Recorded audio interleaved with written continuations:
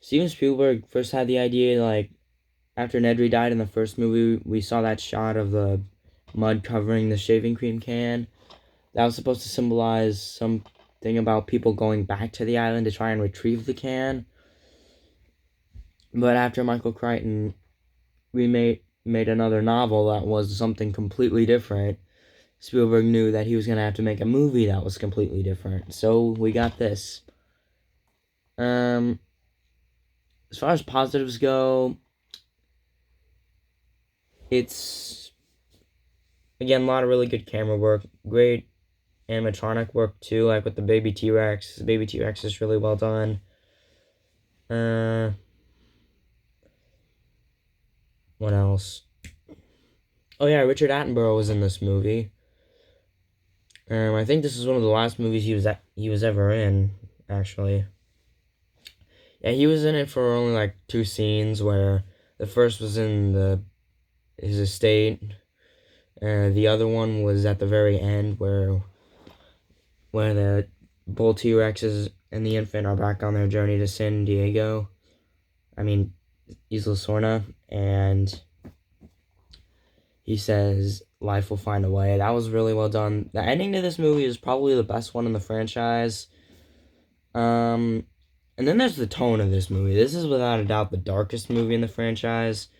It has, in my opinion, the goriest kill in the franchise. It was Eddie Carr, where he's, ironically, in a car when he dies. The as he's trying to save all the others in the trailer that's about to fall over the cliff. He's using the car to try and pull the trailer back onto the cliff, and the two T-Rexes come. They smash this car to pieces and then pull him out, throw him into his mouth, and then they use their jaw and tear him apart. I remember that scene, and I was super freaked out. Yeah, it was really freaky. Now I'm going to talk about a couple of negatives I had with the film. For one, the acting isn't really that good.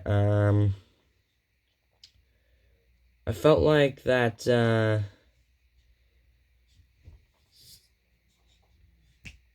and the film does take a tiny bit to get going, like with that,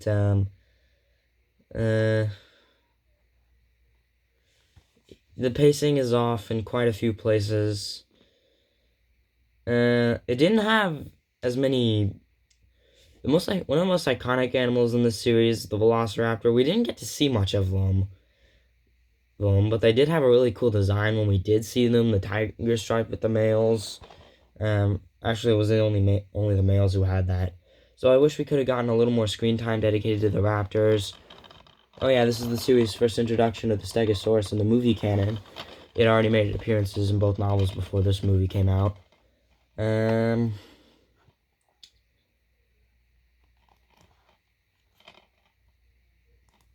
There are a lot of really out of place scenes, like the scene with the T-Rex drinking water from the pool. That didn't really feel right to me. And like I said before, at first I didn't really like the San Diego chase scene, but I learned to like it. And I really like the opening. Now, the opening to this movie is pretty good as well. Like, it was based off the first chapter of the first novel, or one of the first chapters, where a girl's walking along a beach and one of the compies attacks her. That was in this movie too. What else?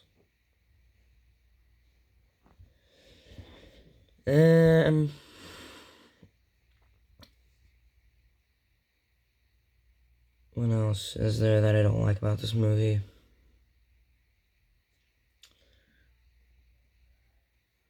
The only real negative I had with the film was that noise the baby Rex kept making, like, meh.